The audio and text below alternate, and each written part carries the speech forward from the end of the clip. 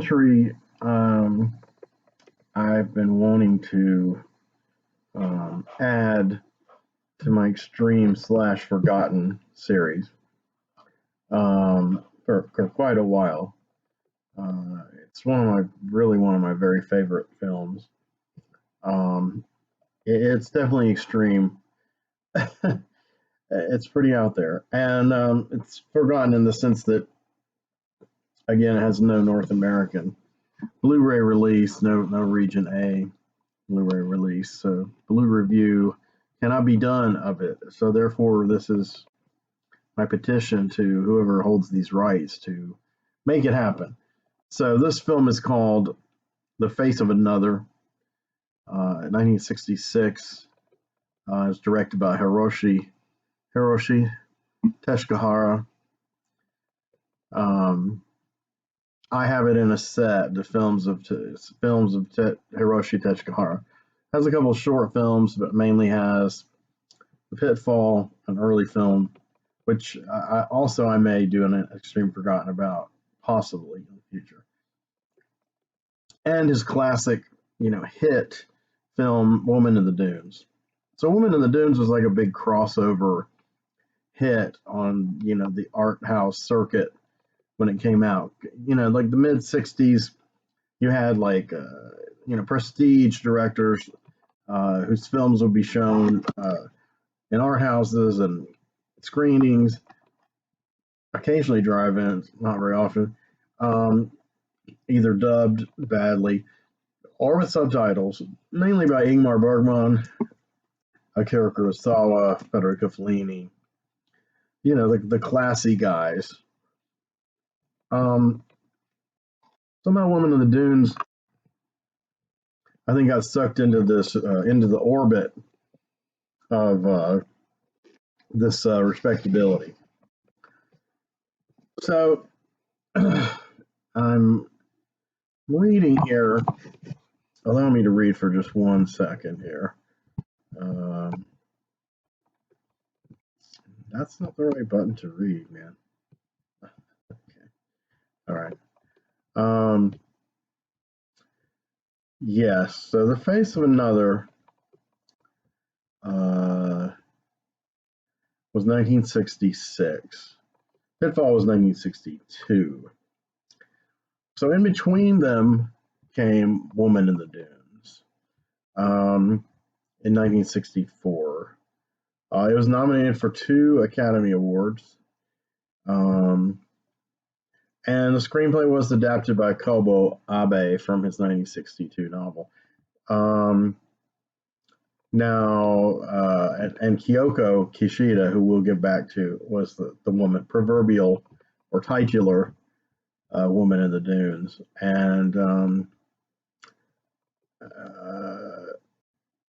Kobo Abe and Teshigahara worked together quite a lot. Kobo Abe was a widely translated Japanese writer. I have never read Kobo Abe. I'll just go ahead and say that. I have some friends who have. But as with A Woman in the Dunes, almost exactly like Woman in the Dunes, Teshigahara made a film adaptation from a screenplay Abe adapted from his own novel 2 years after the novel came out. Like 1962, Kobo Abe's novel Woman in the Dunes came out. 1964, the film. 1964, the novel Face of Another. 1966, Face of Another, the film. And Kyoko, I want to get her name right, Kyoko Kishida. She does play a supporting role.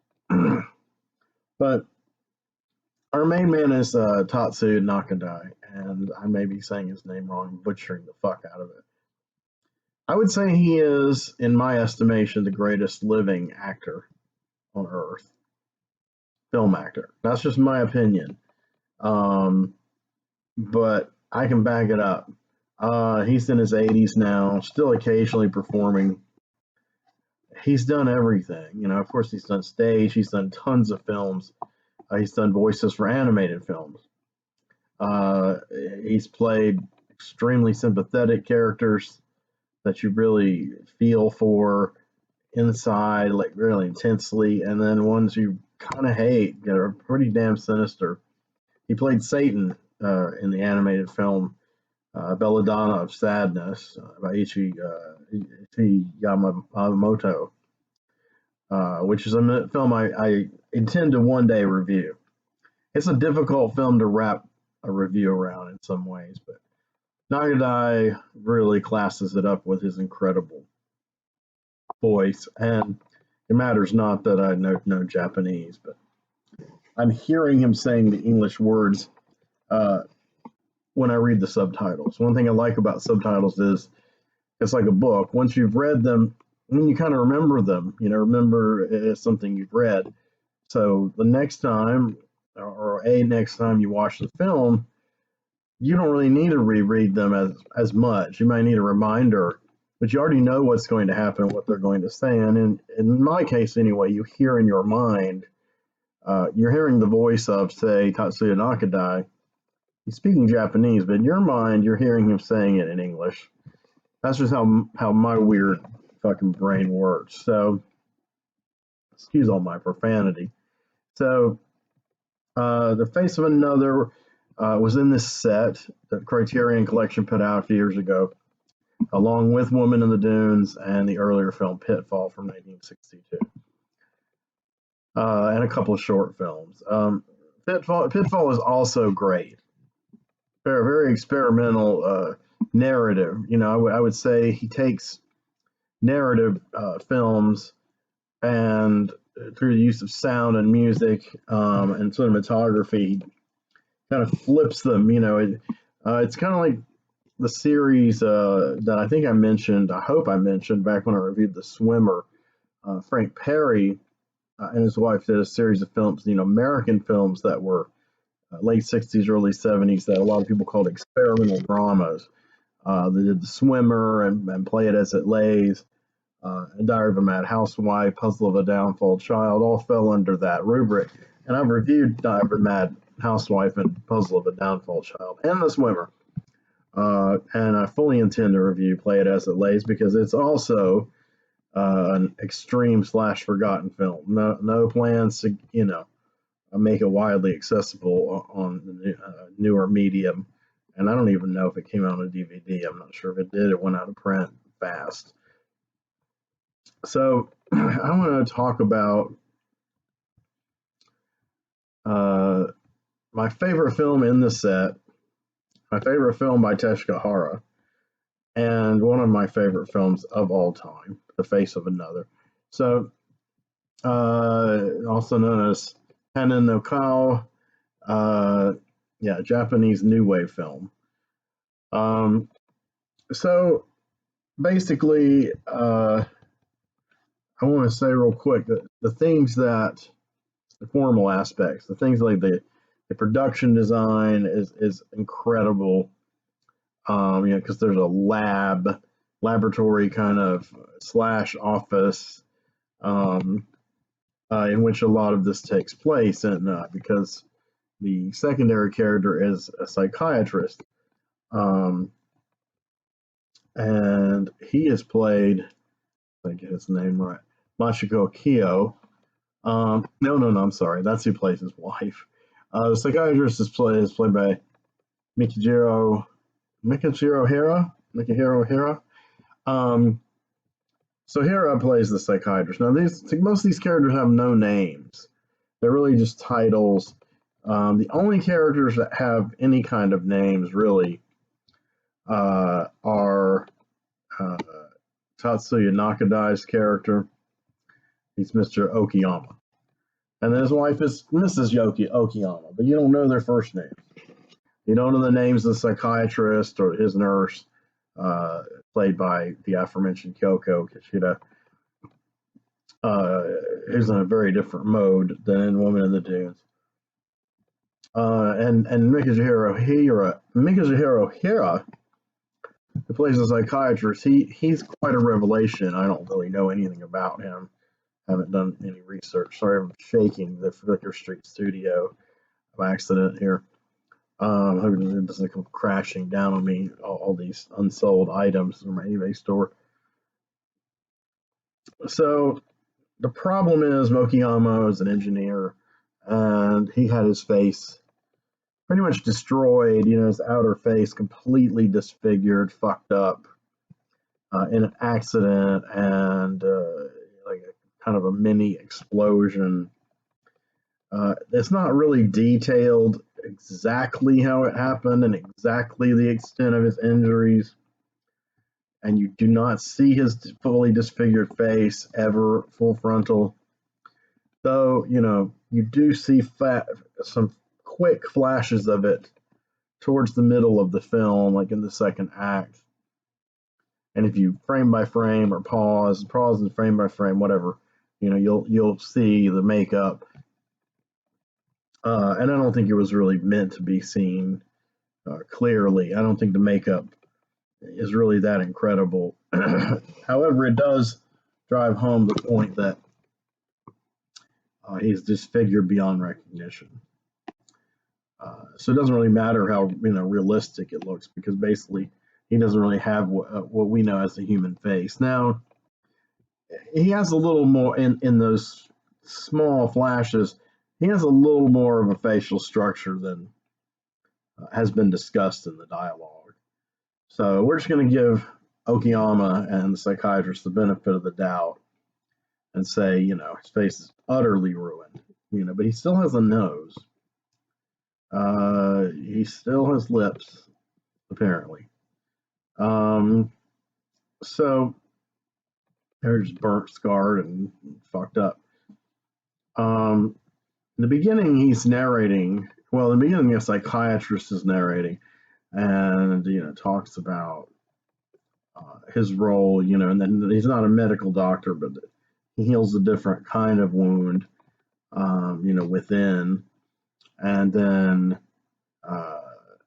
Okiyama's being interviewed by him, and Okiyama, how you see him is his X-ray of his skull, and you see it talking. This is an incredible effect, man. I don't know, and he's like, I could have prevented it. I was stupid, and he's isolated himself from any real emotion about what's happened. You don't really know exactly what kind of man he was before the accident, but after the accident, he's very cynical, pretty funny a lot of times. Some of the things he says, he has a very dark sense of humor that I particularly like. Most of the characters in this film do not like. The psychiatrist kind of is tickled by him, and they have kind of a very interesting back and forth, because the psychiatrist kind of starts to lurch into the, inadvertently into the mad scientist realm. I would count this definitely as a horror film, and I would count it as a science fiction horror film. And the science fiction premise is the psychiatrist has been experimenting with different things, a little bit outside of his realm, but of just medications, but also chemicals and other substances. And he and the nurse have this wild room that has these see-through plexis with these diagrams and charts and everything and symbols. And it kind of reminds me, of a more solid practical effect version of the kind of things you see in Avengers with Tony Stark, where he's got the digital projections and he's swiping them and making things go there instead of typing in a computer. He's doing that, and that's been used in a lot of futuristic, stories on screen in the last few years. Star Trek Discovery also uses that kind of technology. Even Star Trek Picard. These are solid, like plexi see-through things. I don't think they're not glass, but there's all these kind of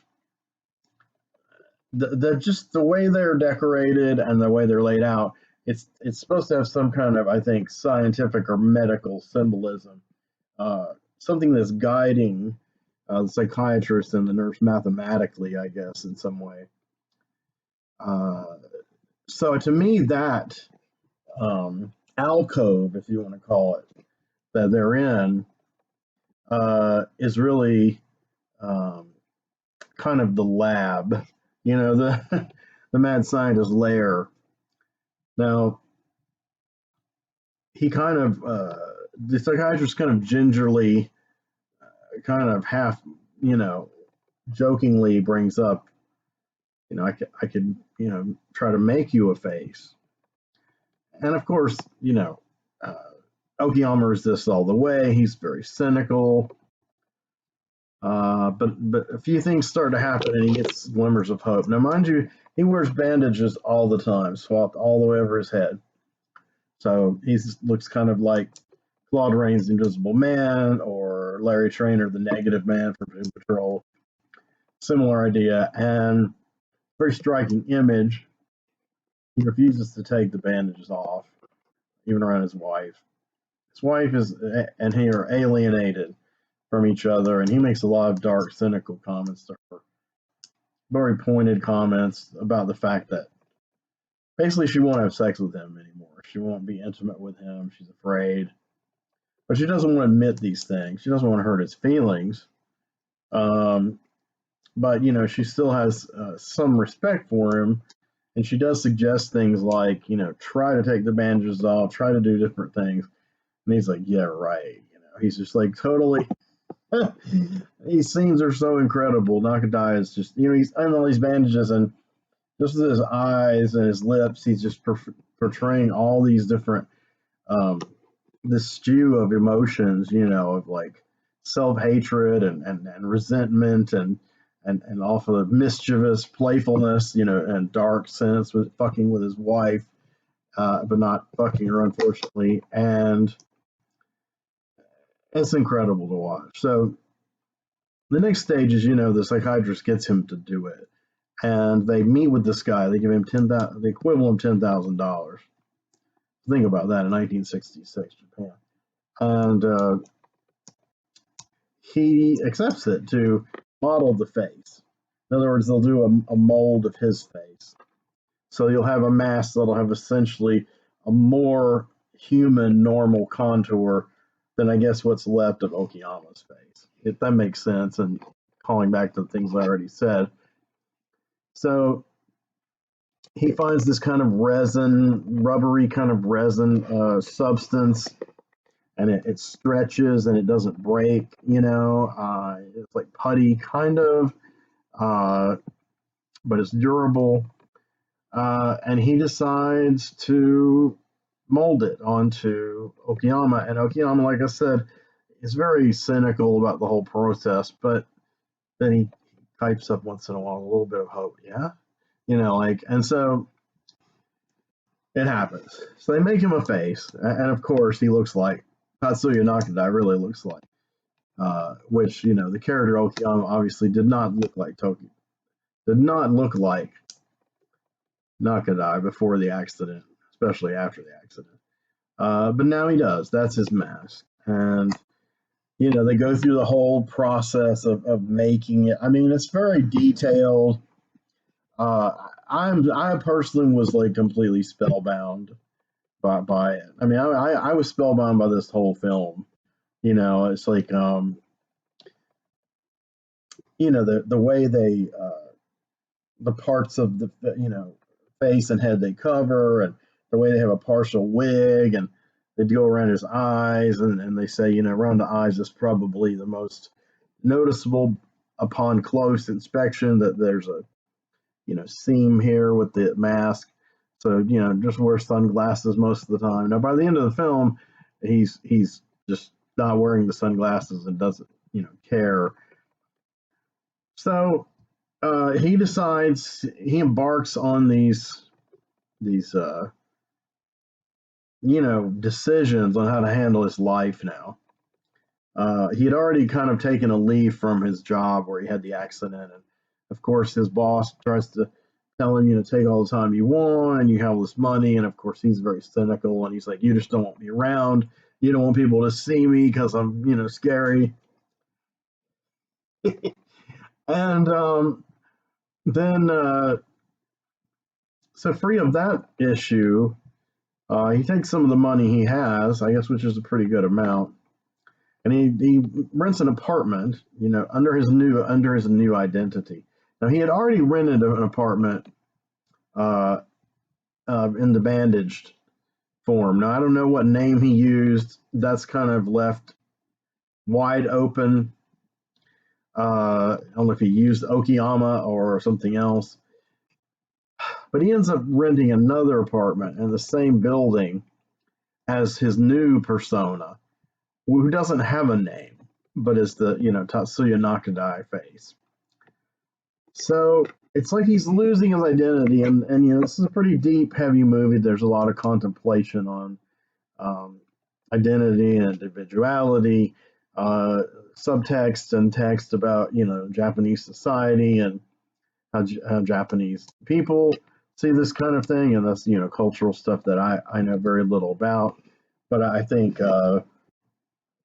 if authentic, and I trust it to be, Teshigahara's representation is very insightful, and it's informative, and it's fascinating, really. So have I gushed enough about this movie? Oh, by the way, hey, I didn't say hi in the beginning.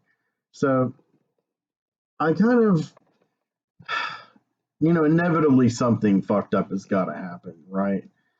The psychiatrist is basically telling him, the mask will start influencing you. You'll lose your mind. You'll become a different person. And so he's really the psychiatrist is playing into his own kind of mad scientist fantasy, kind of Frankenstein. Like, I've created this thing and I've got a monitor. And he tells him, he's like, you've got to report to me everything you do. And Okiyama gets full of resentment, and things are tense between them, but it's still fascinating. The Mikijiro character, I'll have to look him up. He's a really fine actor, and his character is just always, incessantly being philosophical and pushing Okiyama. So finally, he follows his wife, and he follows her for a while, and he flirts with her, and then they agree to hook up somewhere and have sex. And there's a lot of details left out, like, does he introduce himself with a name? Apparently not. So he has this little crisis of conscience right before it looks like they're going to have sex, which is that, you're going to be fucking another man, just whose name you don't even know. No, they're not faithful to me. And that's one of the scenes where he takes off part of his mask, and it's really kind of, what little you see is kind of gross, and it's kind of pathetic seeing his handsome Nakadai face kind of partially, like, turned to rubber here, and you see the scarred lower face. And his wife tells him off. She's like, I knew it was you all along, and I think you're a fool. What were you trying to prove? And basically, she's giving that key moment at the end of a relationship, like, I've lost respect for you. The woman has lost respect for the man. And in many cases, in reality, there's no turning back after that. The door closes, that's it. You can knock all you want, but you'll probably never get back in. And that seems to be where she's drawing the line in the sand. And it's really not fair because, yes, he was kind of verbally nasty to her a few times, and kind of being a dick, but he was never violent with her. He was calm, and he was passive aggressive, but then she kind of was too, and she didn't know what to do. And she tried to help and make things better, but he couldn't accept what little kindness she was able to muster, and she was not able to muster, intimacy, physical, sexual intimacy, and that is a big rejection. It's heavy. Like, I can't sleep with my husband anymore because his face is messed up. So, yeah, anybody would be messed up about this situation. But the links he goes to are just so interesting because I feel like the psychiatrist is pushing him, and he's kind of going in the direction of the psychiatrist, while at the same time, basically telling the psychiatrist, fuck off. I'm doing my own thing. I'm getting tired of you, wanting information about every single thing I do. And so finally, they have this incredibly long talk in this very bizarre German beer hall. I mean, it's in Japan. They're still in Japan, but just the way we would have a German beer hall or a German restaurant in America. Like there's one a few miles from me. I forgot the name of it, but I've been there a couple of times. It's not my thing really, but um, I don't eat meat and I don't drink beer, so that's two of the main things that they do there. Um, and so they're in this, but they're having these giant mugs of ale, like some Vikings. And as they drink, um, Okayama is getting drunk. And again, this is really subtle nuances of Nakadai's performance that I really love. And finally, he's just like, basically like, I can't take you anymore, a psychiatrist. Psychiatrist is talking about, what if I mass produce these masks? You would people would finally be free. They could do whatever they want, go wherever they want. They would have no name. It would change all society. The whole texture of society would change. And these are kind of his own kind of very calm, but this own ranting and ravings. Uh, and the nurse apparently is his wife, or at least his girlfriend. And there's some little byplay with them that suggests this strongly. But again, they kind of leave it hanging, as a subplot or fact, information. Well, it's not really expository. It's just because it's kind of shown for what it is. But it's easy to overlook or dismiss if you're focused in on Okayama and you're not really paying attention to the character Kyoko Kishida plays. I thought it was really cool seeing her in this totally different part, and she's very beautiful, but she's very unconventional, beautiful looking, and of course in Woman of the Dunes she ends up becoming a very sexualized character, with the guy who's stranded in the dunes. He hates her guts, and then he ends up making love with her feverishly, and they eventually kind of become a couple. Because what can they do? They can't fucking get out of the dunes. If you guys have seen this movie, you know what I'm talking about. I'm not reviewing it because it is on Blu-ray in the Criterion Collection. I don't own it, but damn it, I will. But the other ones aren't. So this one needs to come out. Real quick, basically the way the movie turns around is that as these guys are going through their periods, where they're drinking these beer or whatever, they end up in the street talking, and the camera comes back, and you see that they're in the middle of a throng of walking Japanese people, and all of them have like clay masks with no features. And of course, this is not explained in plot, so the literalists would despise this movie. I don't take it literally at all that suddenly everybody doesn't have a face. I read a review today, a breakdown that said that pretty much, that this is happening. Not this is appears to be happening, or they don't go taking things completely superficially. And I don't think you can treat films like this that are so deeply psychological and mixed in with like speculative science and things on a literal level. I think the literal level, what's authentic is the emotion, not the activity or the visual representation. Does that make sense? I think that was pretty good. Anyway, and basically, he pretty much, Okayama pretty much tells him, I'm done. I'm free. Fuck all this. And he's like, I'm quits. You and I are quits. And as they, say goodbye, he stabs, Okayama stabs the psychiatrist to death. And that is that. And then he's, off into the world. he's gone mad pretty much. I mean, his actions have become increasingly erratic and insane. Um, Before the beer hall scene, the way they ended up there was that he tried to rape this girl in the street. I mean, not he didn't put a lot into it. It's kind of a half-hearted attempt to rape a girl, just grabbing her and kind of more pawing her, but it'd be considered sexual assault. And so he gets arrested, and he doesn't have a name, and so the psychiatrist, whose card they find on him, comes and bails him out, and that's when the next sequence of events happens. So that's Okiyama's story, but there's another story interwoven through this movie. Kind of like a movie like The Sweet Movie. The Sweet Movie, though, had two very equal stories of equal weight interwoven back and forth throughout the movie. Though the Miss World